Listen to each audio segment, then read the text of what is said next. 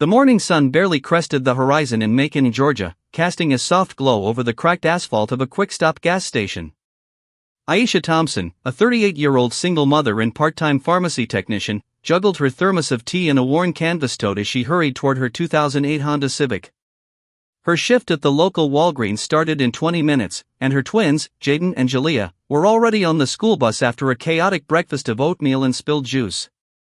Aisha's life was a delicate balance, bills stacked on the kitchen counter, a leaking faucet she couldn't afford to fix, and a heart that somehow stayed open despite it all. Her gas gauge hovered just above empty, a familiar sight. She sighed, calculating how much she could spare before payday. As she pulled into the quick stop, her eyes landed on an older man at pump 3.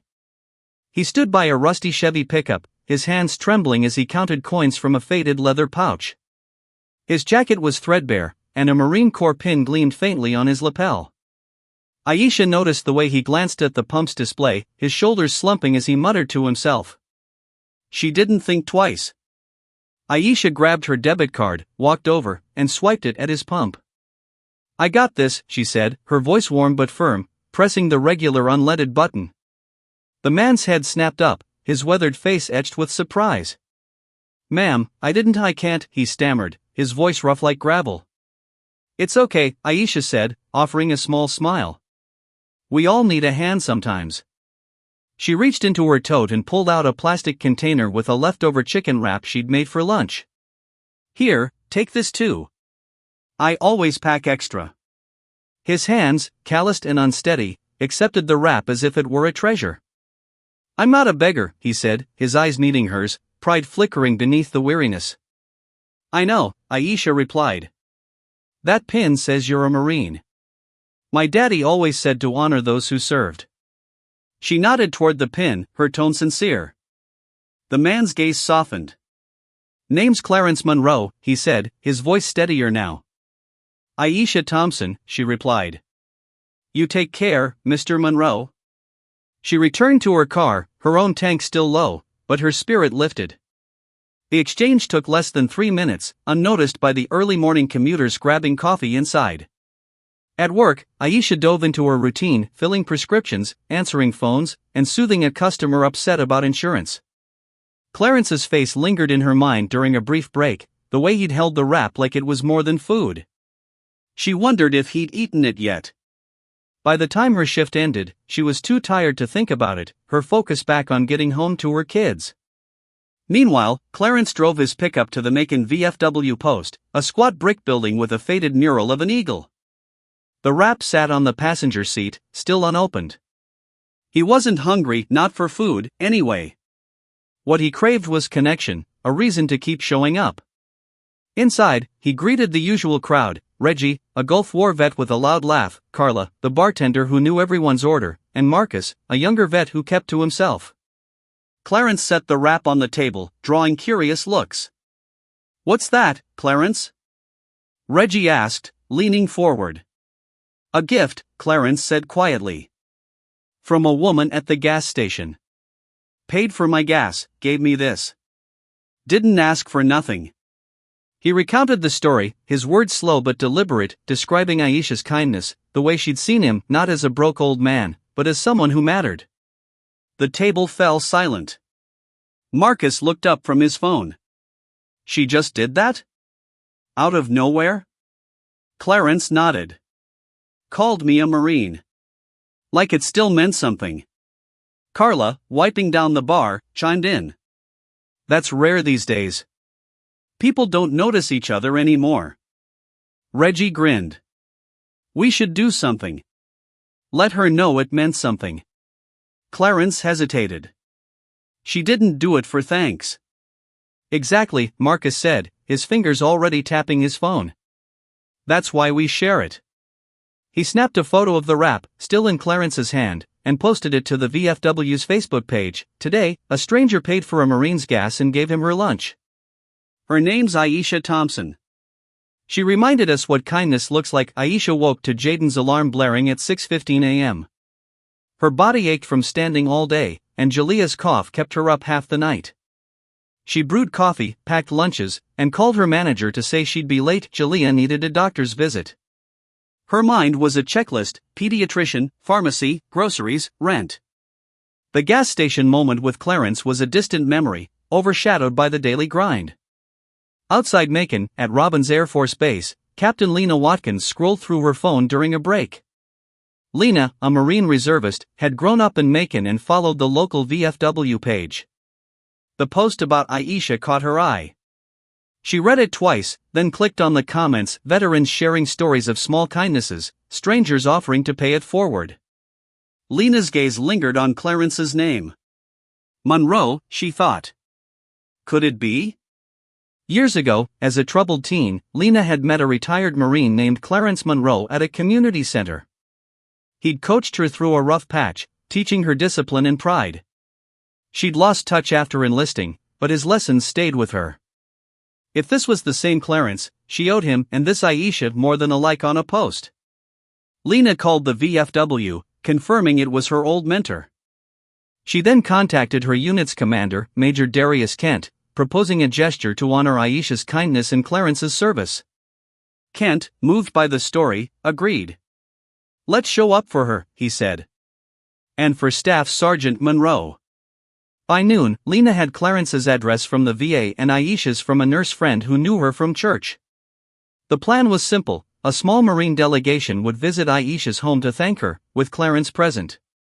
Lena didn't tell Clarence about her role; she wanted it to be a surprise. At the VFW, Clarence watched the post's numbers climb. Reggie teased him about being famous, but Clarence's thoughts were on Aisha. "She's got her own troubles," he said. "Don't want to burden her." "She won't see it that way," Marcus replied, showing him a comment from a Marine in Virginia. "This is why we serve, for people like her." Aisha, meanwhile, was at the pediatrician's office, soothing Jalea while texting her landlord about a late rent payment. Her phone buzzed with unfamiliar notifications, friend requests, messages, but she ignored them, too focused on her daughter's fever. Back home, she settled Jalea on the couch with a blanket and started dinner, unaware of the vehicles assembling at the base. At 7 a.m. the next day, Aisha was in her kitchen, stirring oatmeal, when a low rumble shook the windows. Jaden ran to the door. "Mom, there's trucks outside." Aisha frowned, stepping onto her porch in a faded sweatshirt and slippers. Her quiet street was lined with Marine vehicles: 2 Humvees, a van, and several pickups. Men and women in dress blues stepped out, their boots echoing in unison. A tall woman with a captain's insignia approached, removing her cap. "Good morning, ma'am. I'm Captain Lena Watkins, United States Marine Corps. Are you Aisha Thompson?" Aisha's heart raced. "Yes, that's me. Is something wrong?" Lena smiled. "Not at all. We're here to thank you." She gestured to the formation, where Clarence stood, his Marine cap polished, eyes wide. "Yesterday, you helped Staff Sergeant Clarence Monroe. Your kindness touched us all." Aisha's hand flew to her mouth. "Mr. Monroe?" "I didn't, it was just." "It was everything," Clarence said, stepping forward. "You saw me when I felt invisible." Lena continued. "Staff Sergeant Monroe served in Vietnam and Desert Storm, earning a Silver Star. Your gesture reminded us what we fight for."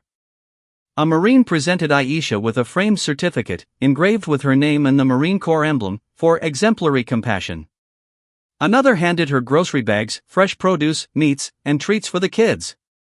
A third offered a toolbox, asking to fix her flickering porch light. Aisha's eyes welled up. "I don't know what to say." "You don't have to," Lena said. "We see you, Miss Thompson." As the Marines saluted and returned to their vehicles, Clarence lingered. "You gave me more than gas and food," he said. "You gave me hope." Aisha hugged him, tears streaming. Neighbors watched, some filming, as the convoy rolled away, leaving a glowing porch light and a heart full of wonder. Aisha sat at her kitchen table, the certificate propped against a vase, groceries unpacked, and Jalea napping. The morning felt like a dream, but the fixed porch light and Clarence's words were real. She hadn't expected thanks, let alone a Marine parade. Her phone, now on, buzzed relentlessly, texts from coworkers, calls from unknown numbers. A neighbor, Mrs. Carter, had posted a video of the Marines' visit, captioned, "Our Aisha helped a vet, and look who showed up." By noon, the video had 300,000 views. Aisha opened her email, finding messages from local news, a church group, and strangers moved by her story. One read, "You're an angel, Miss Thompson. My dad was a Marine." Another offered to pay her electric bill. Overwhelmed, she closed her laptop, focusing on Jaden's homework. At the VFW, Clarence was swarmed with questions. A reporter from the Macon Telegraph called, asking about Aisha. "She's the real hero," Clarence said. Lena visited, revealing her connection to him. "You changed my life, Clarence," she said. "Aisha's kindness brought us back together." Clarence's eyes misted. "Never thought an old man like me had much left to give." The story spread online, hitting Reddit and X, where it trended. Most comments were kind, "This restores my faith in humanity," but some were skeptical, "Staged for clout?" Aisha ignored the noise, but her friend Shanice shared the positive posts, linking them to a GoFundMe for Aisha's family. By evening, it raised $5,000, enough for rent and car repairs. Lena, back at the base, planned a community event to honor veterans and unsung heroes like Aisha. She invited Clarence as a guest of honor and Aisha to speak. Aisha hesitated when asked, unsure of the spotlight. "I'm not special," she said. "I just did what felt right." "You're more special than you know," Lena replied. "People need your voice." Aisha agreed, nervous but determined. She spent the evening writing her speech, reflecting on her life, her mother's sacrifices, her own struggles, and the power of seeing others. The event, held at Macon's Community Center, drew hundreds. Veterans, families, and Marines filled the seats. Clarence, in his dress uniform, shared his story, his voice strong. Aisha followed, her words raw and honest. "I didn't help Mr. Monroe for praise. I did it because I know what it's like to feel unseen. We're all fighting battles, bills, fears, doubts. If we stop to help one another, even in small ways, we can lift each other up." The crowd stood, clapping. Aisha's twins beamed, proud of their mom. Clarence hugged her. "Your family now," he whispered. Lena announced a scholarship fund in Aisha's name for single parents, seeded with donations from Marines. Aisha's heart swelled, but the real gift was knowing her act had sparked a movement of kindness. Months later, Aisha's life had shifted. The GoFundMe covered her debts, and the scholarship fund grew, helping 3 parents enroll in school. She still worked at Walgreens but took night classes toward her nursing degree, inspired by Clarence's resilience. Her twins thrived, Jalea's health stable, Jaden excelling in school. Clarence became a regular at Aisha's home, sharing stories with the kids about his Marine days. He and Lena started a veterans outreach program, connecting retirees with youth in need of mentors. Aisha spoke at more events, her story inspiring others to share kindness. A Quick Stop manager, moved by the viral video, installed a Pay It Forward board where customers could cover small purchases for others. Online, Aisha's story continued to resonate. A documentary crew filmed her and Clarence, capturing their bond and the community's response. Skeptics faded as the truth shone through, her unchanged humility, her focus on others. The film, Ripples of Respect, premiered at a local festival, earning tears and standing ovations. One evening, Aisha and Clarence sat on her porch, the light glowing steadily. Jaden and Jalea played nearby, laughing. "Never thought a chicken wrap could do all this," Aisha said, smiling. "It wasn't the wrap," Clarence replied. "It was you. You saw what matters." Aisha looked at the certificate, now framed on her wall. "We both did," she said. The ripples of her kindness spread, touching lives she'd never meet, proving that a single act, born of heart, could change the world.